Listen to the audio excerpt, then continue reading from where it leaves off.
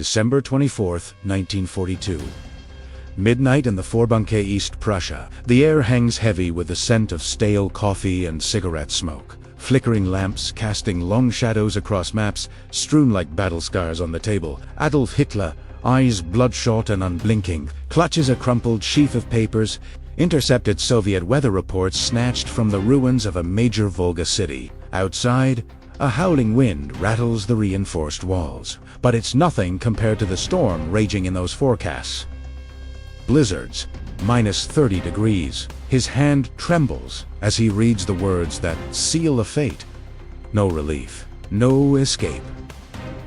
In that frozen moment, the Führer feels the first crack in his unbreakable Reich. You can almost hear the ice splintering under the weight of inevitability.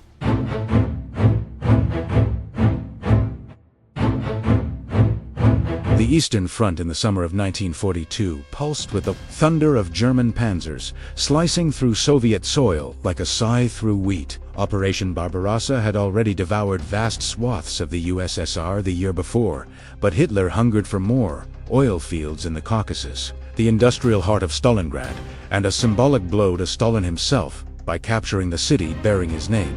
General Friedrich Paulus, commander of the 6th Army, led the charge with over 300,000 men, their boots kicking up dust clouds under a relentless sun. Tanks rumbled forward.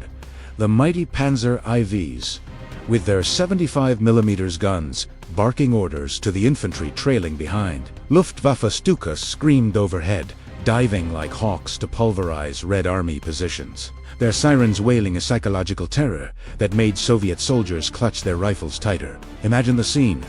Columns of Wehrmacht troops marching in crisp formation, their Feldgrau uniforms still pristine, helmets glinting. The air buzzed with the chatter of MG-42 machine guns being oiled, the clank of ammunition crates unloaded from supply trucks. Hitler, from his Wolf's Lair headquarters, envisioned this as the masterstroke, a pincer movement to encircle and crush the Soviets. "The Russians are finished," he declared in strategy sessions, his voice rising with that familiar fervor, pounding the table as aides nodded vigorously. Field Marshal Wilhelm Keitel and General Alfred Jodl flanked him, poring over maps where arrows pointed triumphantly southward. But beneath the bravado, cracks were forming. The 6th Army stretched its supply lines thin, snaking over 1,000 miles from Germany. Fuel shortages slowed the advance. Horses died from exhaustion, pulling wagons through mud that foreshadowed worse to come. Paulus, a meticulous staff officer, promoted beyond his battlefield grit, pushed on. By August, they reached the Volga River's banks, Stalingrad looming like a jagged silhouette against the horizon. Street by street, the fighting turned feral. German grenadiers hurled themselves into bombed-out factories, trading fire with Soviet snipers hidden in the rubble. The air reeked of cordite and burning flesh, the constant boom of artillery shaking the ground like an unending earthquake. You can feel the shift here, the optimism curdling into something darker. Soldiers wrote home about the Rat War, Rattenkrieg, where every basement became a kill zone. A young lieutenant, helmet dented from shrapnel, might pause amid the chaos to light a cigarette, his hands steady despite the fear gnawing at his gut. The Soviets, under General Vasily Chukov, fought with a desperation born of defending their homeland. Not a step back. Stalin's Order 227 decreed, and they obeyed, turning apartment blocks into fortresses. T-34 tanks, their sloped armor shrugging off German shells, counterattacked in the night.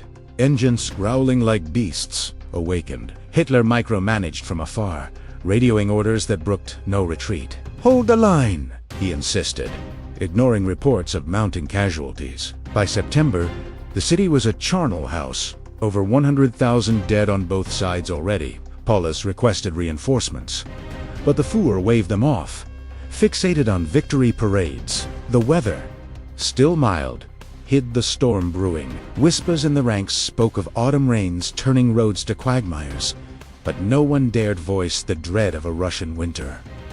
Supplies dwindled, rations cut to half. A private in the 94th Infantry Division scavenged for food in abandoned homes, finding only frozen potatoes and the occasional rat. As October bled into November, the tide inched forward. The Germans controlled 90% of Stalingrad, the Volga, within artillery range. Hitler celebrated prematurely in a Munich speech.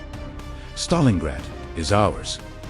But in the bunkers, Paulus's staff eyed the maps uneasily. Soviet buildups on the flanks, Romanian and Italian allies holding those lines, poorly equipped and demoralized. Intelligence hinted at a massive Red Army counteroffensive, codenamed Your. Intercepted signals crackled with urgency, but Hitler dismissed them as bluffs. Then, on November 19th, the hammer fell. Soviet artillery erupted in a barrage that lit the dawn sky.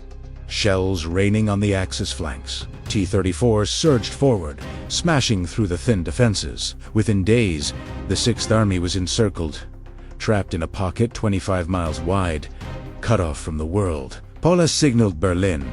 Situation critical. Hitler's response, fight to the last man. Supplies would come by air, he promised, as Luftwaffe Chief Hermann Göring boasted his planes could deliver 500 tons daily. Reality, barely 100 tons trickled in against the 700 needed. The encirclement tightened like a noose. Soldiers huddled in foxholes, the first snowflakes dusting their greatcoats. Temperatures dipped below freezing, frostbite claiming fingers and toes. Ammunition ran low.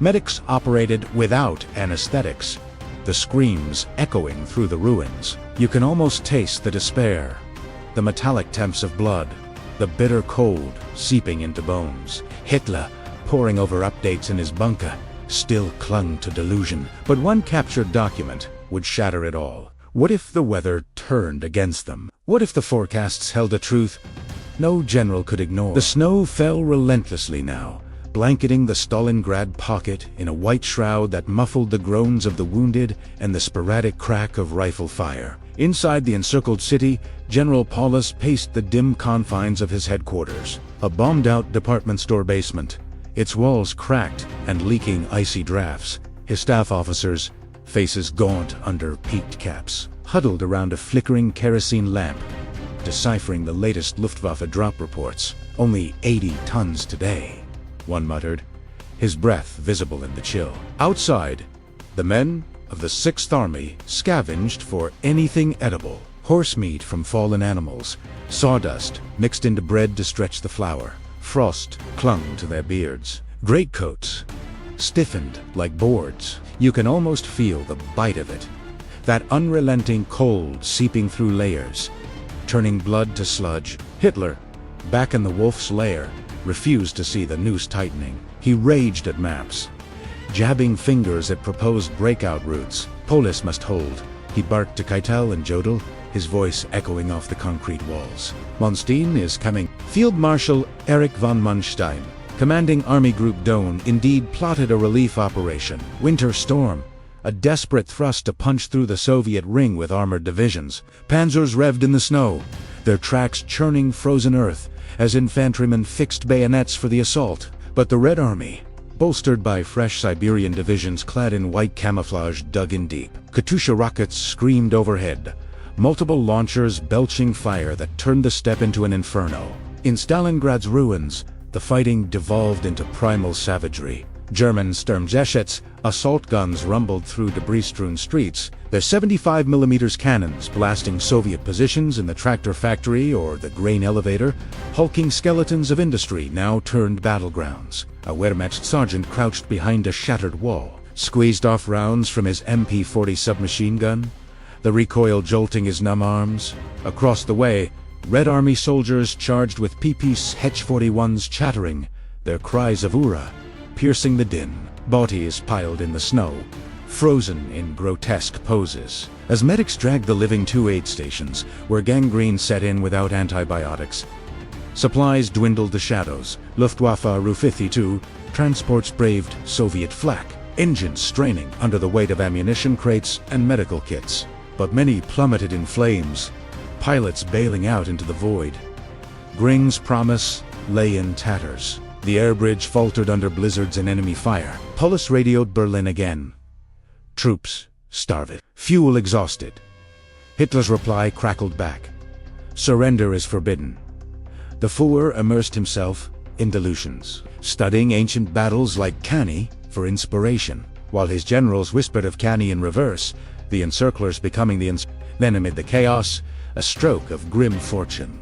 Or misfortune. On December 23rd, during a probing attack on the pocket's edge, a German reconnaissance patrol stumbled upon a downed Soviet courier plane. Bullets had riddled its fuselage. The pilots slumped in the cockpit, but the cargo remained. Sealed documents, maps, and a bundle of meteorological reports from the Red Army's weather service. The patrol, shivering in their thin boots, hauled the prize back through no man's land, dodging mortar rounds that kicked up fountains of snow.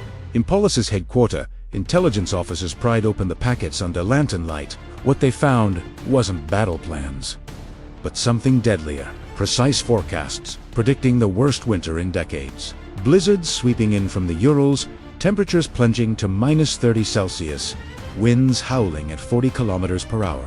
The reports detailed it all. Visibility reduced 2 meters. Drifts, burying roads, fuel lines, freezing solid. No operations possible. One notation read, a Soviet meteorologist's stark assessment. Paulus's face paled as he read. His adjutant noted the general's hands shaking slightly. This wasn't propaganda, it was science, cold and impartial. The Sixth Army, already rationed to 200 grams of bread per day, faced annihilation, not just from bullets, but from the elements. Horses were slaughtered for meat, men boiled boot leather for soup, frostbite cases soared, toes blackening and amputated with wire cutters. Word raced to Berlin via encrypted teletype. Hitler received the intercepts on Christmas Eve, the bunker festooned with a meager tree, aides exchanging subdued greetings. He spread the papers across his desk. The forecast's Cyrillic script translated hastily into German. Outside, the Prussian forest whispered with wind, but Hitler's mind transported him to Stalingrad's hell. -30. Colder than Napoleon's retreat, a historical ghost he feared invoking. His dreams of a 1,000-year Reich flickered like the lamp's flame. Gring, bloated and medicated, assured him the Luftwaffe could still fly. But the reports mocked that lie. Storms grounding planes, runways iced over. The realization crept in slow. A poison in the blood. Hitler paced, muttering about willpower conquering nature, but outignored. Manstein's relief force stalled 20 miles short. Panzers bogged in snow.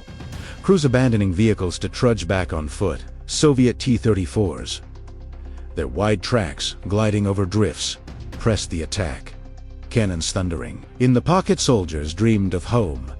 Letters from wives, arriving sporadically, ink frozen in pens. A young corporal clutched a photo of his family, whispering prayers as artillery shook the ground. Hitler's orders grew frantic.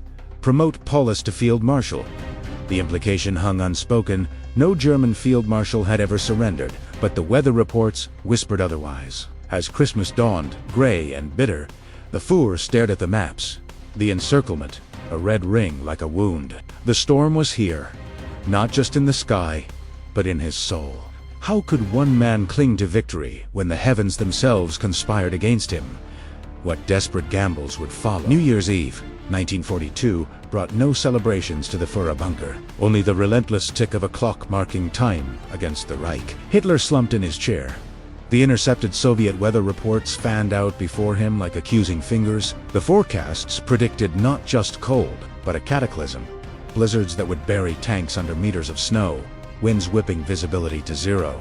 Temperatures so low that engines seized and men froze mid-step. He traced the isobars on the maps with a trembling finger, his mind racing back to 1812, Napoleon's Grand Army dissolving in Russian snows. This cannot be, he whispered to the empty room. But the papers didn't lie. Gring had failed. Manstein's panzers ground to a halt in drifts, their crews abandoning the iron behemoths to stagger back through white hell. In Stalingrad, the Sixth Army withered. Paulus, now field marshal by Hitler's decree, convened his officers in the frigid basement, their breaths forming clouds under the dim bulb. The Führer promises relief, he said, voice hollow, but eyes betrayed the truth. Rations slashed to 100 grams of bread. Horseflesh long gone, men gnawing on belts or boiling wallpaper paste. Typhus spread like wildfire, bodies stacked in snowbanks for burial when spring thawed the ground. A medic, hands raw from the cold. Amputated limbs without morphine. The patient's screams blending with the distant rumble of Soviet guns. You can almost smell the decay, the metallic bite of blood mixed with unwashed despair. Outside the pocket, Monstein's relief force clawed forward one last time. Panzer grenadiers in whitewashed helmets charged across the steppe. Karabiner 98K rifles barking at shadowy figures in the storm. But Soviets ayel to Sturmovich. Ground attack planes swooped low, cannons shredding the advance. Winter storm fizzled by December 23rd, just kilometers from the encircled lines. Close enough for Paulus's men to hear the echoes of battle, hope flickering like a dying ember. Radios crackled with pleas. Break out to meet us. But Hitler vetoed it. Hold position, came the order, typed in Berlin's warmth while Stalingrad froze. The weather reports amplified the horror. Captured Soviet meteorologists, interrogated in makeshift cells, confirmed the data. Siberian highs colliding with Arctic lows, a perfect storm engineered by nature. Hitler pored over them nightly, his adjutants noting the dark circles under his eyes, the amphetamines fueling manic rounds. The elements are temporary, he shouted at Jodl during a strategy session, slamming his fist on the table so hard a pencil rolled off. But privately, the realization sank in. The Sixth Army was doomed. Over 200,000 men, veterans of France, the Balkans, trapped and starving. Letters from the front arrived sporadically, Luftwaffe pilots risking all to drop mail bundles. One soldier scrawled, "The cold is our real enemy now. It kills without bullets." As January dragged on, the pocket shrank. Soviet forces under Generals Zhukov and Rokossovsky tightened the vise. T-34s advanced in echelons, their 76mm guns pounding German strongpoints. The Luftwaffe's airfields inside the pocket turned to ice rinks, planes skidding on takeoff, propellers feathered against the gale. Supplies dropped a trickle. Cans of frozen soup parachuted in, shattering on impact. Men fought over scraps, camaraderie fracturing into survival. A lieutenant in the 305th Infantry Division shared his last cigarette with a comrade, both knowing it might be their final act of humanity. Hitler, isolated in his bunker, turned to fantasies. He ordered imaginary armies into being, phantom divisions to relieve Paulus. "The Reich will prevail," he declared in a radio address, voice steady for the masses, but aides saw the cracks, pacing until dawn, rejecting meals. The weather reports haunted him. He demanded updates from his own meteorologists, who echoed the Soviets. No respite until March. The shadow of defeat loomed larger, echoing through the halls of power. Goebbels' propaganda machine spun tales of heroic resistance, but whispers in Berlin spoke of turning points, of the Eastern Front crumbling. Paulus signaled one final time, surrender inevitable. Hitler's response? Silence, then fury. On January 30th, 1943, the 10th anniversary of his chancellorship, he promoted Paulus again, a symbolic shackle, but the next day, the end came. Soviet troops stormed the last holdouts. Paulus captured in his headquarters, gaunt and defeated. Over 91,000 survivors marched into captivity, only 6,000 ever returning. The dead numbered 147,000. Graves unmarked in the snow. The news hit Hitler like a shell burst. He railed against betrayal, against Paulus for not fighting to the death. But deep down, those weather reports had foretold it. The Reich's invincibility shattered by frost and failure. Stalingrad wasn't just a battle lost. It was the pivot of the war. Soviets' morale soared, allies scented blood. Hitler's dreams of conquest curdled into defense, the bunker walls closing in. Yet, in that collapse, seeds of further madness sprouted.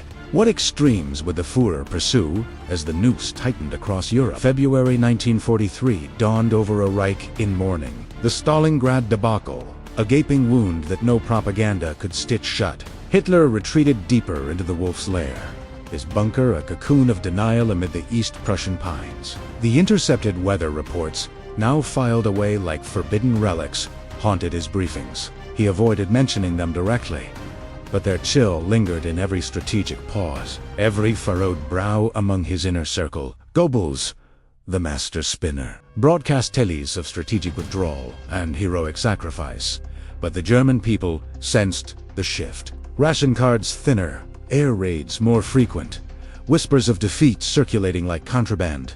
On the Eastern Front, the Red Army surged westward, emboldened by Stalingrad's triumph. Tanks rolled over frozen fields.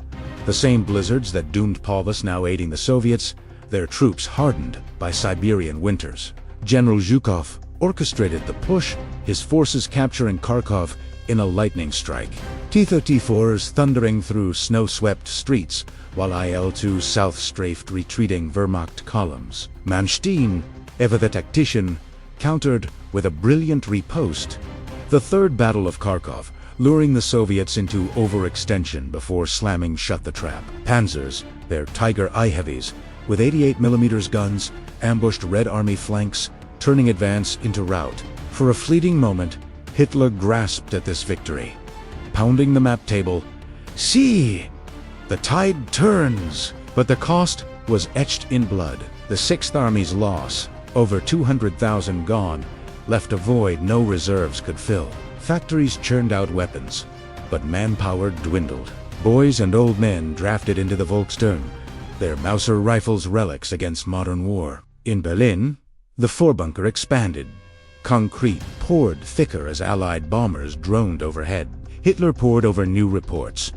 Not just weather, but intelligence on Lend-Lease convoys flooding the Soviets with American trucks and British tanks. The weather intercepts had been the first domino, now the chain reaction accelerated. "The Bolsheviks are beasts," he ranted to Speer, his armaments minister, but nature favored them. You can almost see him there, hunched over dim-lit desks, injecting more Pervitin to stave off sleep, his Parkinson's tremor worsening under stress. Aides like Bormann and Himmler circled, vying for influence as the empire cracked. Himmler's SS divisions, the Waffen-SS, with their fanatical zeal, plugged gaps in the line. Panther tanks prowling the steppes, but fuel shortages idled them. The Holocaust intensified, a grotesque distraction from military failures. Trains rerouted from fronts to camps in a mad calculus of hate. Across the Atlantic, Roosevelt and Churchill toasted Stalingrad at Casablanca, plotting the Reich's dismemberment, unconditional surrender. Tay demanded a phrase that hardened Hitler's resolve: no negotiation, only total war.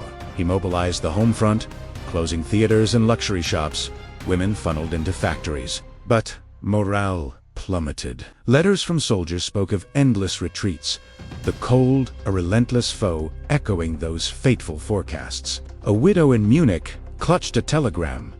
Fallen for the Fuhrer, her husband's fate sealed in Stalingrad's snow. The turning point rippled outward. In North Africa, Rommel's Afrika Korps crumbled at El Alamein, the Desert Fox retreating under Montgomery's pursuit. Sicily fell in July. Mussolini toppled. Italy switching sides. A betrayal Hitler avenged with paratrooper rescues and puppet regimes. But resources stretched thin. U-boats hunted in the Atlantic, but Allied convoys slipped through, bolstered by radar and code-breaking at Bletchley Park. The weather report's lesson lingered. Logistics trumped ideology. Nature indifferent to Aryan supremacy. Hitler dreamed of wonder weapons. V-2 rockets arcing into London. Jet fighters like the Ma-262 screaming across skies. They will turn the war, he promised Gring, who nodded obsequiously. His Luftwaffe, a shadow of its Blitz glory. But production lagged. Bombed factories smoking ruins under round-the-clock raids. The Führer moved to the Berghof, his Alpine retreat, seeking solace in mountain air. But even there, the echoes pursued him. Staff noted his rages growing erratic. Blaming traitors for Stalingrad, Paulus vilified, though the weather had been the true executioner. As spring thawed the Eastern Front, mud-bogged advances anew, but the Soviets built strength. Kursk loomed the largest tank battle in history, where Hitler's gamble on Operation Citadel shattered against prepared defenses. Prokhorovka's fields became graveyards for panthers and tigers. clashing with T-34s in a symphony of steel and fire. Losses mounted? 500,000 Germans by year's end.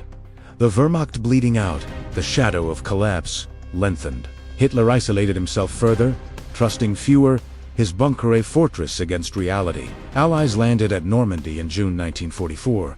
D-Day beaches awash in blood, but the second front he feared materialized. Bomb plots failed the July 20th attempt, leaving him scarred but alive, paranoia peaking. Stalingrad's ghost whispered in every defeat. Those weather reports a prophecy fulfilled. The Reich, once expansive, contracted like a dying star. But in the bunker's depths, what final acts of defiance or delusion would the Führer unleash as the end neared? By autumn 1944, the Reich reeled under hammer blows from all sides. Stalingrad's specter, a constant companion in Hitler's fractured mind. The Eastern Front buckled as Soviet Operation Bagration unleashed hell, over 2 million Red Army troops surging through Belarus, obliterating Army Group Center in weeks. Panzers lay wrecked in ditches, their crews scattered or captured. Generals like models scrambled to reform lines, but the gaps yawned wide. Hitler, shuffling maps in the Wolf's Lair, exploded in tirades. Incompetence, treason. His hands, steadier on amphetamines, drew fantasy arrows for counterattacks that never materialized. The weather reports from Stalingrad echoed here too. Autumn rains turning advances to mud baths, foreshadowing another winter of woe. In the west, Eisenhower's armies poured through France after Normandy, Sherman tanks rumbling past hedgerows, where Wehrmacht holdouts fired desperate shots from MG-42 nests. Paris liberated in August, the Eiffel Tower a symbol of Axis retreat. Hitler ordered scorched earth bridges blown, cities razed, but his generals hesitated. Sensing the end, Ardennes, offensive in December, the Battle of the Bulge, was his last gasp. SS Panzer divisions under Dietrich thrust through fog-shrouded forests, catching Americans off guard. For days, the surprise held Montmedy massacre, staining the snow with Allied blood. But fuel shortages stranded the Tigers, Allied air power clearing skies to pulverize them. A desperate gamble. Hitler admitted privately. The failure deepening his isolation. You can almost hear the bunkers hum now. Generators throbbing as Berlin prepared for siege. Hitler relocated to the Vorbunker in January 1945. A subterranean labyrinth beneath the Chancellery Gardens. Concrete walls thick as tank armor, air thick with dread. Eva Braun joined him, a fleeting normalcy amid chaos. Goebbels and family, too. Children playing in corridors, oblivious to the apocalypse above. Daily conferences dragged on. Hitler haranguing hollow-eyed staff, Keitel Joe Delbarg-Dorf. Maps showed red arrows closing in Soviets from the east, Americans from the west. The war is lost, he confided to Speer one night, voice cracking, but publicly clung to miracles, new jets, atomic wonders that never came. The Oder River became the last ditch. Soviet marshals Zhukov and Konev massed artillery, the barrage on April 16th, shaking the Earth-like Judgment Day. Berlin encircled by April 20th, street fighting erupting in suburbs, Hitler youth boys with Panzerfausts, ambushing T-34s of flames, licking the night sky. In the bunker, tremors from shells rattled teacups. Hitler paged through old reports. Those Stalingrad forecasts resurfacing in nightmares. It began there, he muttered to an aide, the cold of 42 mirroring Berlin's spring chill. Rations dwindled, champagne for birthdays, but bread scarce. His health crumbled, tremors violent, eyes glazed, doctors pumping vitamins and opiates. Allies closed the vice. Eisenhower halted at the Elbe, letting Soviets take Belena political carve-up. American G is linked with Red Army at Torgau. Toasts, raised in vodka and whiskey. Hitler celebrated his 56th birthday on April 20th amid ruins, loyalists saluting a ghost. News of Mussolini's execution, hung upside down in Milan, reached him days later. A grim portent. I will not fall into their hands, he vowed, testing cyanide capsules on his dog Blondie, the animal's death a rehearsal. April 29th. He dictated his will, blaming Jews and generals, praising his elite guards. Married Eva in a midnight ceremony, witnesses signing in flickering light. The next day, Soviet flags neared the Reich's artillery zeroed in. Hitler shook hands. Farewell, Goebbels, Thierry, Bormann, scheming escape. In his study, he and Eva bit capsules. He firing a Wolfar PPK into his temple. Bodies carried up, doused in gasoline, torched in a shell crater as flames danced under bombardment. The bunker fell silent. Then chaotic, Goebbels poisoned his children. Then himself, survivors fled through sewers. Some captured it, others vanishing. Berlin surrendered May 2nd, Donitz's Flensburg government a farce until VE Day. May 8th, the Reich collapsed. Nuremberg trials awaiting the architects. Stalingrad's weather reports had been the oracle, predicting not just a battle's end, but an empire's. Hitler's realization in that frozen winter seeded the downfall from encircled army to encircled bunker. The thousand-year dream lasted 12, ashes scattered on windswept ruins. What lessons linger from this cataclysm? Where weather and will collided in history's crucible? In the Rubel of Berlin, as Allied flags fluttered over the Reichstag's dome, the world exhaled from the grip of total war. May 1945 marked not just victory parades in Moscow's Red Square, tanks rumbling past cheering crowds, Stalin watching from the mausoleum, but a reckoning with the abyss. Hitler's charred remains, identified by dental records amid the bunker crater, symbolized the end of a delusion born in beer halls and forged in fire. The Nuremberg trials convened later that year. Heeren, Keitel, Jodl, and others in the dock, facing charges of crimes against humanity. Gring, defiant to the last, chewed a cyanide capsule before the noose. Others swung from gallows, their legacies etched in infamy. The Eastern Front scars ran deepest. Over 27 million Soviets dead, soldiers and civilians alike. Their sacrifice played a crucial role in defeating Germany's military forces. Stalingrad stood as the fulcrum. Those captured weather reports a metaphor for hubris undone by reality. Historians would pore over Paulus's surrender. The field marshal's emaciated frame a stark contrast to the Ephra-PS bombast. Manstein's memoirs defended tactical brilliance, but admitted strategic folly. Zhukov's accounts hailed Soviet resilience, the T-34's tracks imprinting victory on frozen earth. The weather, impartial arbiter, reminded all that no ideology commands the skies. Europe rebuilt from ashes, the Marshall Plan pumped American dollars into West Germany, birthing the Wehr-Safswander economic miracle, where Ruhr factories hummed anew. Not with tanks, but tractors. East Germany fell under Soviet shadow.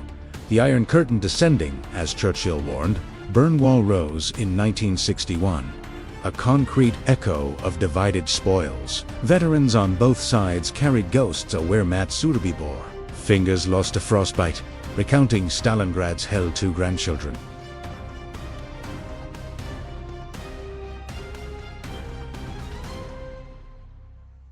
You can almost touch the weight of it.